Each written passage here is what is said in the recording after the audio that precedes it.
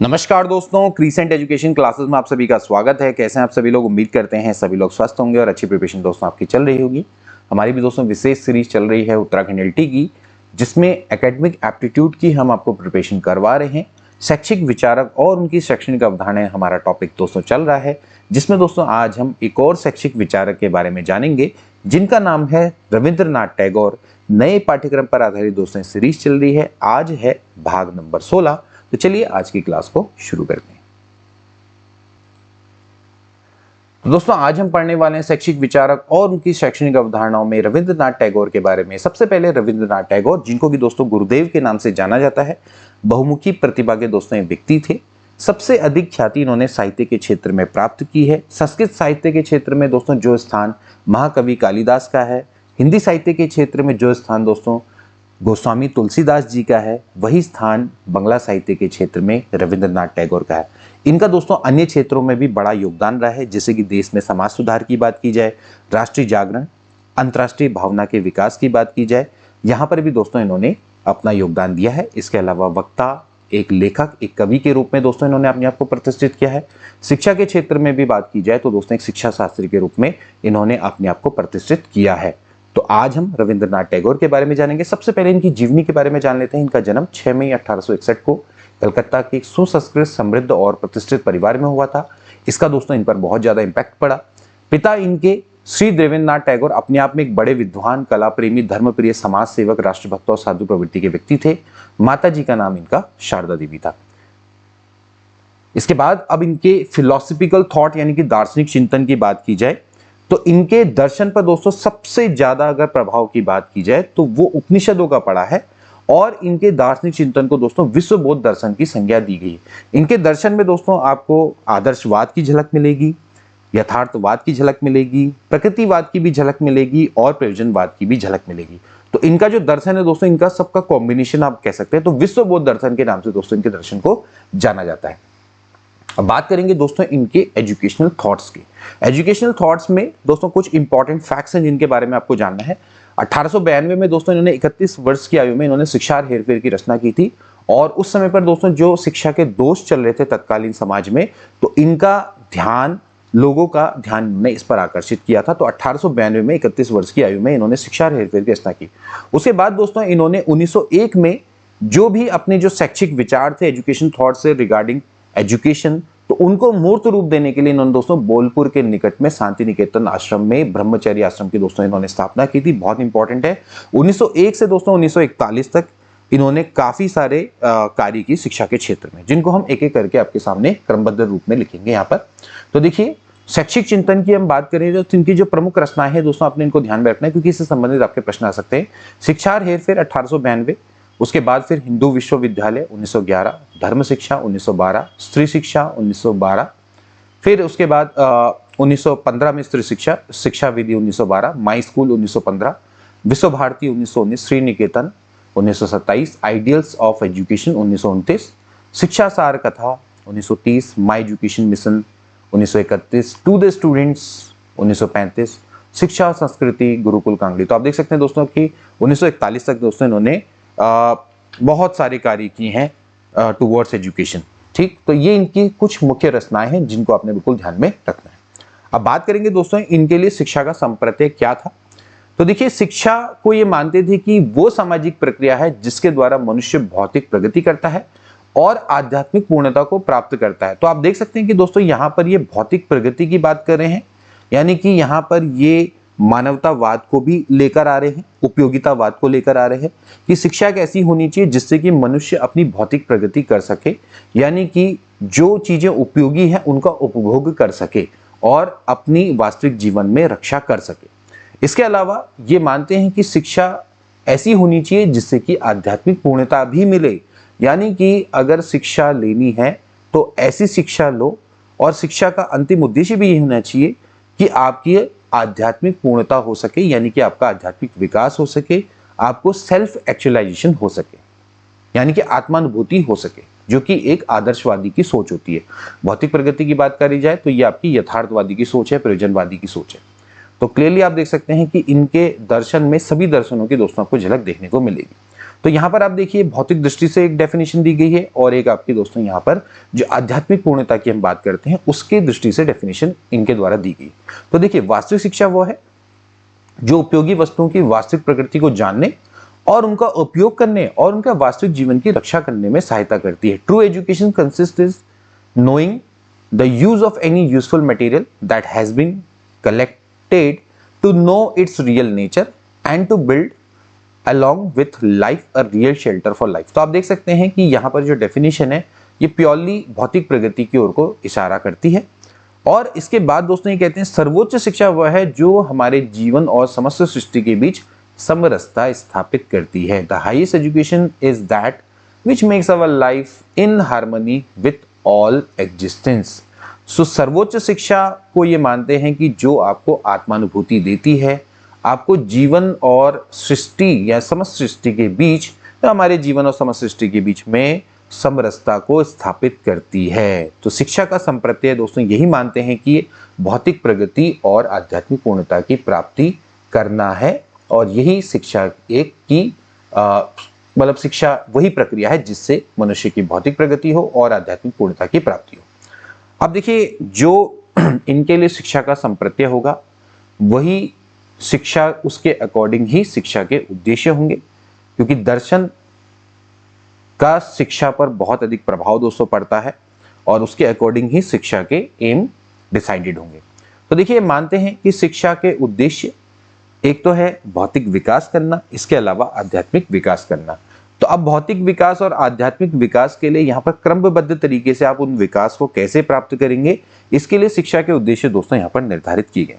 तो सबसे पहले दोस्तों क्या होना चाहिए, शारीरिक विकास होना चाहिए। शारीरिक विकास यानी कि फिजिकल डेवलपमेंट होना चाहिए। मनुष्य के शारीरिक विकास पर दोस्तों इन्होंने बहुत अधिक बल दिया है। इनके अनुसार मनुष्य को हष्ट-पुष्ट होना चाहिए, शरीर से स्वस्थ होना चाहिए, सुंदर होना चाहिए, सभी इंद्रियां अच्छे से काम करनी चाहिए और शारीरिक विकास के लिए कभी अगर अध्ययन कार्य भी छोड़ना पड़े तो वो भी करना चाहिए। तो यहाँ पर आप देख सकते हैं कि शारीरिक विकास पर दोस्तों इन्होंने बहुत अधिक बल दिया है और ये चाहते थे कि जो बालक है वो प्रकृति की गोद में जाए, वहां पर पेड़ों पे वो चढ़े, तालाबों में डुबकियां लगाए। तो इस प्रकार से दोस्तों ये प्रकृतिवाद को भी समर्थन यहाँ पर देते हैं। इसके बाद बात करेंगे बौद्धिक विकास की, यानी कि इंटेलेक्चुअल डेवलपमेंट। तो बौद्धिक विकास पर भी दोस्तों इन्होंने बल दिया है। अब बौद्धिक विकास का अर्थ ये नहीं है कि ज्ञान मिल जाए, भाई ये है कि स्मरण क्षमता अच्छी होनी चाहिए, कल्पना की क्षमता अच्छी होनी चाहिए, थिंकिंग एबिलिटी, चिंतन करने की, लॉजिकल थिंकिंग, तर्क करने की, इसको विकसित करने की आवश्यकता है, तभी जाके बौद्धिक विकास होगा। ठीक, इसके बाद व्यष्टिक और सामाजिक विकास, पर्सनल एंड सोशल डेवलपमेंट। अब देखिए पर्सनल या इंडिविजुअल डिफरेंसेस पर दोस्तों ये बहुत ज्यादा बल देते थे। ये मानते थे कि शिक्षा को बच्चों का जो रुचि है, रुझान है, उनकी क्षमताओं के अकॉर्डिंग ही दिया जाना चाहिए, लेकिन ये विकास कहाँ होगा, समाज में ही होगा। ठीक, तो इसलिए एक मनुष्य को दूसरे से संबंधित होना चाहिए, उनके बीच में एक आध्यात्मिक संबंध होना चाहिए और एक दूसरे के विकास में सहयोग करना चाहिए। तो सामाजिकता का भी विकास होना चाहिए। तो पर्सनल एंड सोशल डेवलपमेंट दोनों आपका इंपॉर्टेंट है, ठीक है ना।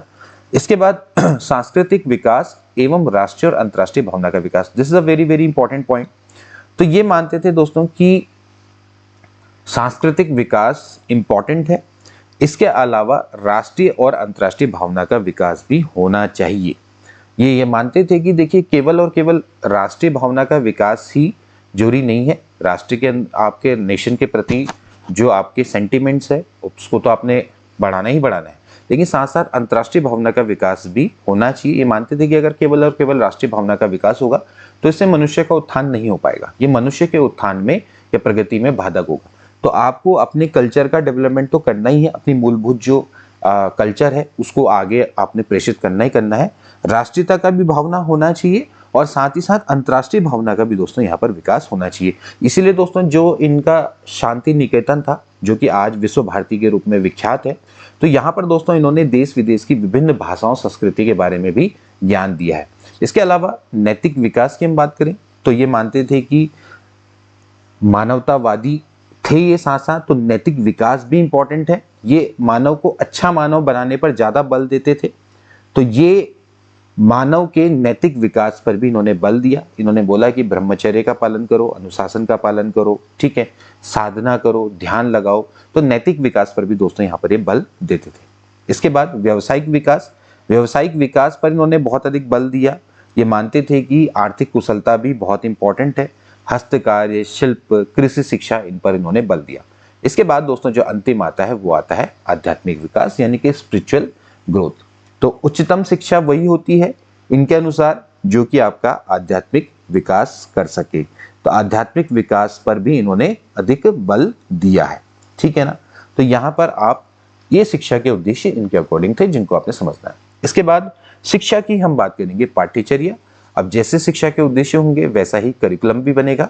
तो देखिए हमने पढ़ा कि भाई गुरुदेव ने मनुष्य के प्राकृतिक, सामाजिक और आध्यात्मिक तीनों प्रकार के विकास पर समान बल दिया है और इसके लिए इन्होंने क्रिया प्रधान पाठ्यचर्या का निर्माण किया जहां पर आपको करके सीखने को मिले। इसके बाद इन्होंने अपनी भाषा तथा संस्कृति के संग संग राष्ट्रीय और अंतर्राष्ट्रीय महत्व की भाषा और संस्कृतियों के ज्ञान पर भी बल दिया था, ठीक है ना। तो यहाँ पर ना केवल राष्ट्रीय, अंतर्राष्ट्रीय महत्व की जो भाषा और संस्कृति है उनके ज्ञान पर भी दोस्तों इन्होंने बल दिया था। अब बात करते हैं कि शिक्षा की पाठ्यचर्या में इन्होंने क्या क्या किसको इंपॉर्टेंस दी है।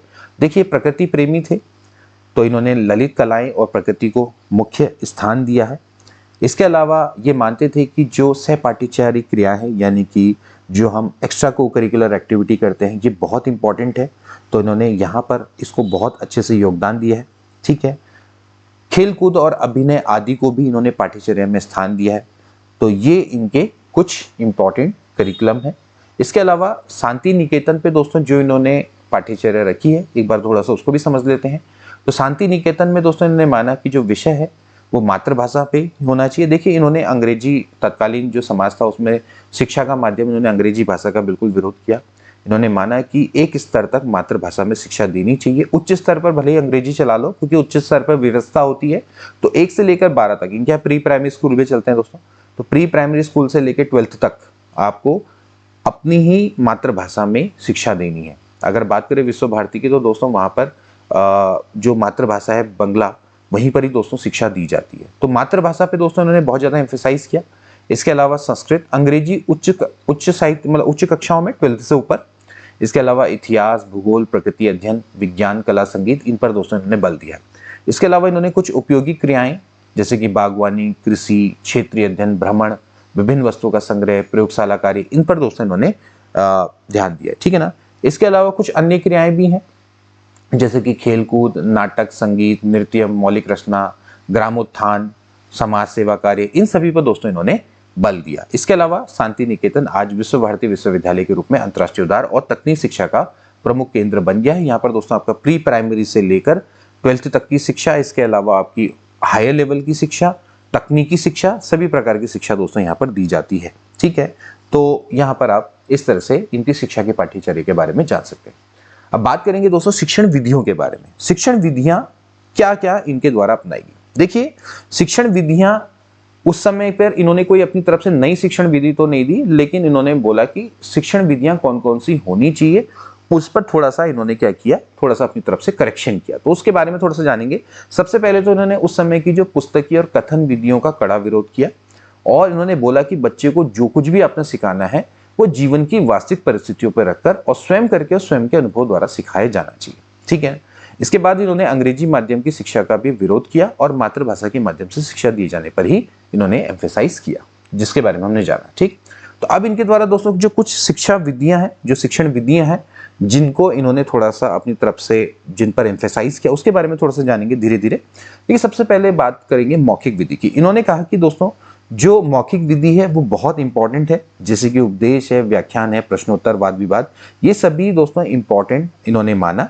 अब इन्होंने महत्व के इन विधियों के महत्व को इसलिए स्वीकार किया क्योंकि कई जगह पर क्या होता है ना कि आप जब बच्चे को जीवन की वास्तविक परिस्थितियों से संबंधित करके या फिर स्वयं के अनुभव से सिखाना जब जहां पर संभव ना होता है तो वहां पर मौखिक विधि इंपॉर्टेंट होती है।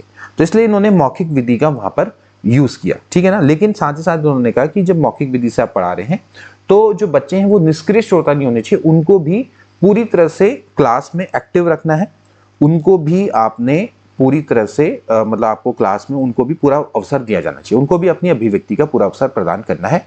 तो मौखिक विधि भी इन्होंने इंपॉर्टेंट मानी। प्राचीन विधि है दोस्तों मौखिक विधि, तो मौखिक विधि की इन्होंने इंपॉर्टेंस को अस्वीकार नहीं किया। तो इन्होंने व्याख्यान है, प्रश्नोत्तर विधि है, वाद विवाद है, इसको इन्होंने इंपॉर्टेंट माना। इसके बाद इन्होंने सेल्फ स्टडी मेथड यानी कि स्वाध्याय विधि, स्वाध्याय विधि को भी दोस्तों इन्होंने इंपॉर्टेंट माना कि देखिए अब इन्होंने सिंपली ये माना है कि जो शिक्षक है वो क्या कार्य करेगा दोस्तों, वो गाइड का काम करता है ना। तो जैसे अब बच्चे हैं, उनकी जब भाषा का अगर आपको विकास करना है या फिर आपको उनके अंदर जो इनर डेवलपमेंट करना है या उनका आंतरिक विकास करना है, तो वहां पर स्वाध्याय इंपॉर्टेंट है, ठीक है ना। तो स्वाध्याय विधि यानी कि सेल्फ स्टडी मेथड को इन्होंने इंपॉर्टेंट माना। लेकिन उससे पहले उन्होंने बोला कि भाई बच्चा है उसको आप स्वाध्याय करने योग्य बनाइए, पहले उसकी भाषा का डेवलपमेंट करिए, उसके बाद फिर उसको स्वाध्याय हेतु उचित रूप में निर्देशित करें। तो इस तरह से उन्होंने स्वाध्याय विधि का को इंपॉर्टेंस दी। इसके बाद इन्होंने विश्लेषण और संश्लेषण विधि, एनालिसिस एंड सिंथेसिस मेथड पे बहुत ज्यादा एम्फेसाइज किया। इसको सबसे इंपॉर्टेंट दोस्तों मेथड मानते थे। तो यहाँ पर इसको इन्होंने बहुत इंपॉर्टेंस दी इस विधि को, लेकिन इसके प्रयोग में दोस्तों इन्होंने सावधानी बरतने की बात की है। उन्होंने कहा कि बच्चों के सामने जब भी आप उदाहरण प्रस्तुत करें तो वो वास्तविक जीवन से आपके संबंधित होने चाहिए, ठीक है ना। और जब आप उसका जनरलाइजेशन करते हैं या फिर उसका जब आप डिसीजन मेकिंग करते हैं तो उसमें बच्चों को भी सक्रिय रूप से आपने जोड़ना है, ठीक है। तो विश्लेषण संश्लेषण विधि पर एम्फेसाइज किया। इसके बाद क्रिया विधि, ऑफ कोर्स जो भी आपने सीखना है, सिखाना है, वो आपको करके सिखाना है, तो करके सीखने पर इन्होंने ज्यादा अब एम्फेसाइज किया है, ठीक है ना। तो ये तो आपकी क्रिया विधि। इसके बाद दोस्तों इन्होंने प्रयोग विधि पर बहुत अधिक बल दिया। भाई अगर आपको किसी पे स्किल डेवलपमेंट करना है, किसी का कौशल का विकास करना है या फिर उसमें साइंस को डेवलपमेंट करना है, तो प्रयोग विधि दोस्तों इन्होंने इंपॉर्टेंट मानी। तो इसलिए प्रयोग विधि पर इन्होंने बहुत अधिक बल दिया, ठीक है ना। तो यहाँ पर आप दोस्तों देख सकते हैं कि ये 5 इनके द्वारा जो इंपॉर्टेंट मेथड्स जो कि दी गई। इसके बाद दोस्तों बात करेंगे अनुशासन को। अनुशासन में भी दोस्तों इन्होंने माना है कि अनुशासन कोई बाह्य व्यवस्था नहीं है, बल्कि ये आंतरिक भावना है, यानी कि इनर डिसिप्लिन या फिर सेल्फ डिसिप्लिन पर दोस्तों इन्होंने ज्यादा एम्फेसाइज किया है। इन्होंने माना कि जो दंड व्यवस्था है वो इंपॉर्टेंट नहीं है, क्योंकि अगर आप दंड करेंगे छात्र से या छात्र को किसी प्रकार का दंड देंगे तो वो फिर वो दंडी हो जाएगा, फिर वो और ज्यादा इनडिसिप्लिन क्रिएट करेगा। तो आंतरिक भावना के विकास के लिए इन्होंने दंड व्यवस्था का इन्होंने विरोध किया। इन्होंने माना कि भैया अगर आपको सेल्फ डिसिप्लिन बनाना है तो उसके लिए आपको उच्च सामाजिक पर्यावरण स्थापित करना पड़ेगा, जिसको फॉलो करके बच्चा क्या होगा, सेल्फ डिसिप्लिन हो जाएगा, ठीक है। तो स्व अनुशासन के विकास के लिए इन्होंने विद्यालयों में खेलकूद, साहित्य और सांस्कृतिक कार्यक्रम के आयोजन को आवश्यक माना, ठीक। तो ये दोस्तों इन्होंने डिसिप्लिन के बारे में बोला। इसके बाद शिक्षक को तो दोस्तों ये बिल्कुल विचार इनके पूरी तरह से वैसे ही थे जैसे कि एक मतलब आदर्शवादी के होते हैं। तो इन्होंने बोला कि जो शिक्षक है उसको ज्ञानी होना चाहिए, संयमी होना चाहिए, बच्चों के प्रति समर्पित होना चाहिए। शिक्षकों को इन्होंने ज्ञानी, ब्रह्मचारी, चरित्रवान और आदर्श आचरण करने वाला माना।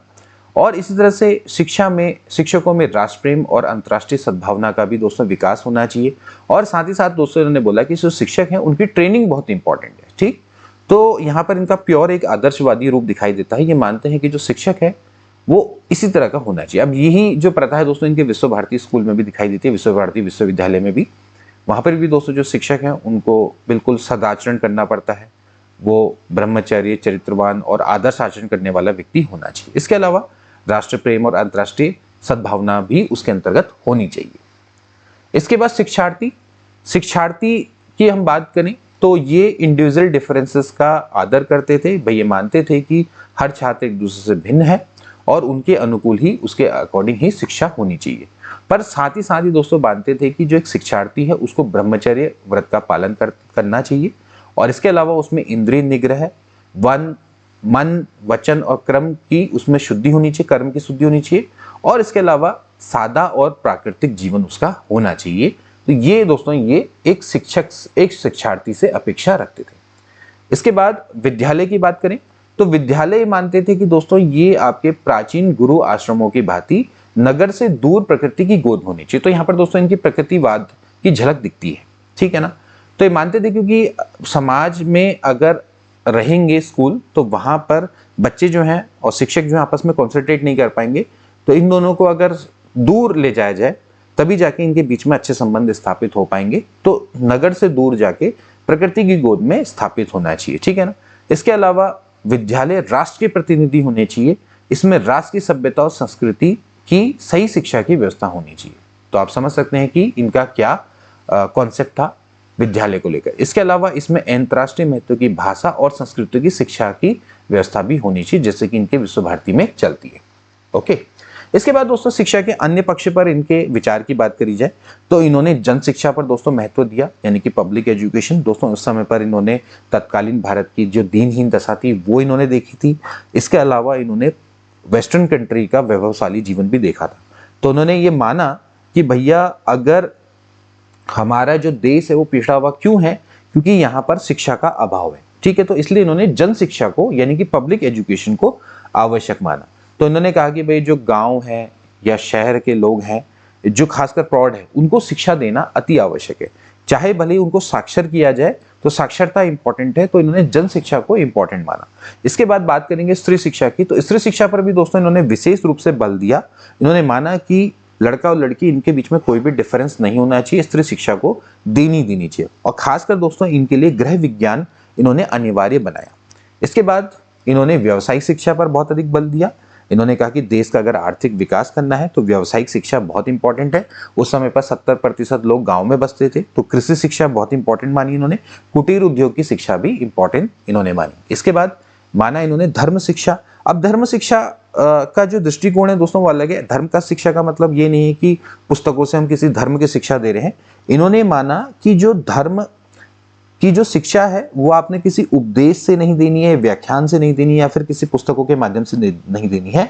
इसको आपने जीवन का एक अंग बनाकर देनी है। जो धर्म में हमारी अच्छी अच्छी चीजें हैं उनके बारे में दोस्तों आपने बताना है, चाहे वो किसी भी धर्म की बात की जाए, ठीक है ना। तो जैसे आप सुबह सुबह प्रातःकालीन में प्रार्थना करें, ठीक है, जैसे प्रार्थना होती, प्रेयर होती है, ठीक है ना। इसके बाद जितने भी धर्म है उनके पैगंबरों का जन्मदिन मनाएं, ठीक, और ईश्वर में आस्था रखें, ठीक, उनके उपदेशों से बच्चों को परिचित करवाएं। इस तरह से धर्म को अपनाना है। ऐसा नहीं कि आप किसी धर्म की ही पूरी तरह से शिक्षा दे रहे हैं पुस्तक के माध्यम से, वैसे नहीं, ठीक है ना।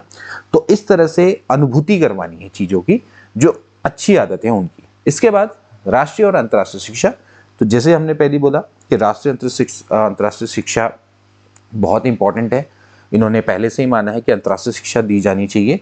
इनका दोस्तों यही मानना था कि जो शिक्षा है वो संपूर्ण मानव जगत के लिए, ऐसा नहीं कि किसी देश के लिए है।